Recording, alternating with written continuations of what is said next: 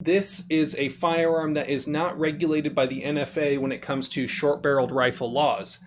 This gun also happens to bypass many states' gun control laws when it comes to an assault weapon ban.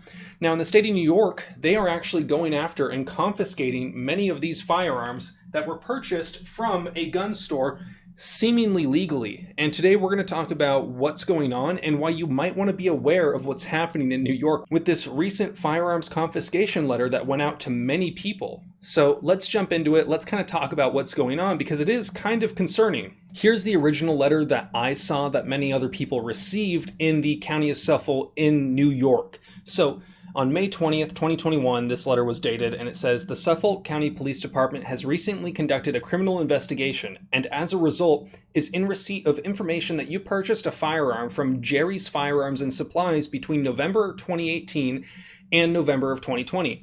Based on the information received, the firearm that you purchased is not in compliance with the New York State Penal Law. As such, we are requesting that you present said firearm for inspection and disposition of the Suffolk County Police Department within 15 days of receipt of this letter. Please be advised that you will not be charged with any crimes related to the purchasing of this firearm should you comply with this request and present the firearm to the Suffolk County Police Department. Pursuant to this letter, be further advised, however, that if you fail to present the weapon to the Suffolk County Police Department within 15 days, you may be subject to arrest and criminal charges for your purchase and continued possession of said firearm. To arrange for the inspection of the firearm, or if you have any questions regarding this request, they have the contact information there. This letter is basically a threat. And now keep in mind, I'm not a lawyer. This is not legal advice. I am not the most well-versed when it comes to New York laws. But generally, it's fairly understandable to know for most people that New York has an assault weapon ban similar to states like New Jersey, Connecticut, and California. One of the ways that people were getting around said assault weapon ban was by purchasing a firearm like one of these, which would be considered an other. Now, in the state of California, for the brief period of time where we were able to do this, you would have to use a 16-inch barrel, which is much different than places like Connecticut, New Jersey, and New York, where people were using basically a 11.5, usually a 12.5-inch barrel, so that you could get over the 26 inches of overall length. You would then put a vertical foregrip on the gun as well as a pistol grip, meaning this gun was no longer designed to be fired with one hand, as it has two designated hand-holding positions. People would put a pistol brace on it because, again, these are not stocks. And then they would have a firearm that isn't a pistol, isn't a rifle, and isn't a shotgun. The reason that's important is because most assault weapon ban laws usually start with, for pistols, if it looks like this, it's illegal. For rifles, if it looks like this, it's illegal. And for shotguns, if it looks like this, it's illegal. The state of California wrote some laws getting around that loophole that we discovered and that we were exploiting.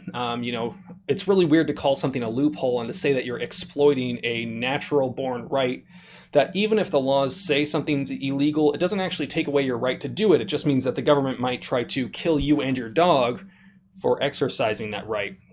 But, nuance. And I guess it's a hard conversation to have, and it's just easier to say it's the Second Amendment right.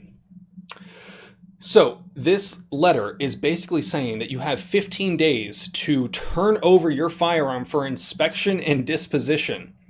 Now, do you think you're going to get your gun back if they determine that you have it configured in a legal configuration? I highly doubt it. Remember, I'm not giving legal advice. Now, these people that have been given these letters, there are a few recommendations that I've seen on the New York Guns Reddit as far as what they might recommend that you do. Now, this one law firm that is very popular in New York left a post saying, hey, if you received one of these letters after you purchased a firearm from Jerry's Firearms, contact us. Now, they're not doing it pro bono because it's obviously a lot of work. I would highly recommend that you don't go out and just turn in your firearm without getting legal counsel prior. Now, I'm not going to really get into the whole non-compliance conversation with this, but there is that option if that's something you choose to do. Shallnotcomply.com. I got a link down in the description below if you would like to buy some merch. But it's probably not a terrible idea to get some sort of legal counsel. This seems to be one of them. This is the letter that Jerry's Firearms sent out when regarding the situation because a lot of people were contacting them and they said, we represent Jerry's Firearms and Supplies, otherwise known as Jerry's Firearms, and they have requested to us to issue the following letter on their behalf. Jerry's Firearms has been criminally charged with selling the Delta Level Defense Model CT4 2A, DLD, which is going to be referred to as the DLD.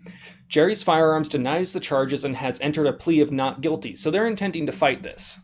The Suffolk County DA office has taken the position that the DLD is illegal and may not be lawfully sold, purchased, and possessed in Suffolk County. Many of you have been contacting Jerry's Firearms because you received a notice from the department requesting that any firearm, and they put that in quotes because it is the specific designation for that class of firearm, you purchased from Jerry's Firearm between November 2018 and 2020 be presented to the Suffolk County Police Department for inspection and disposition. Now, they put that in quotes because they say presented, but what they mean is turn in so that it can be confiscated and potentially destroyed. A copy of such notice is attached. While the notice does not specify or describe any particular firearm, presumably it would encompass the DLD. If you purchased the DLD from Jerry's Firearms during this time period or otherwise received such notice from the Suffolk County Police Department, we at Jerry's Firearms strongly encourage you to immediately seek the advice of counsel of your own choosing. Regrettably, because of the pending charges and upon advice of the council, Jerry Firearm cannot more fully discuss this matter with its customers. Basically, they're saying, hey, we intend to fight this, but you should probably seek a lawyer if this is going to be something that you are having to deal with. If you received one of these letters, you have a big decision to make. Do you comply within 15 days? Do you seek legal help within 15 days? Do you just turn it in and give up? That's entirely up to you to make that decision. I think a lot of people online would have their opinion about what you should do, and I'm not going to necessarily share my opinion on what you should do, but I'm sure many people down in the comments below will let you know what they think. At the end of the day, this is a good point to prove that when it comes to registration of a firearm, here's how it goes. People love to say that the slippery slope fallacy is a fallacy argument and that you shouldn't use it, but here's the deal. It's not when it is a proven thing that has a track record of happening. Here's how it works. Here is the slope that is slippery as fuck. It starts with, you're at the top and it's just, you got a little loose traction and they say, oh, universal background checks. Okay. It seems, okay, I got enough traction here, right? Okay. And then you get to the point where like, well, universal background checks aren't working because we don't have a way to know who had that firearm that was already in existence. So, now every firearm needs to be registered and you have to register your firearm by a certain day. Oh shit. Okay. Well, I'm losing my footing pretty bad now. And I realize I look like an idiot standing around like this, but whatever. And then it gets to the point where they say, well, okay, I don't like that you have that one specific firearm, and John Smith, who lives in this state and this city with this blood type and a dog and a family, you're going to turn in your gun or we're going to kill you. Because let's be clear, those are the options that they are giving. When they say that you have to turn in your firearm, if you say no, what do you think's going to fucking happen? This isn't a slippery slope. This is a proven track record of exactly how the fuck this shit happens. They start with universal background checks, then they say they need a registration, then they say this gun is illegal, and then they say, hey, turn your shit the fuck in, or we will push your shit the fuck in. Pretty clear, right? But I think far too many people have been far too complacent for far too long because they felt that would never happen to me.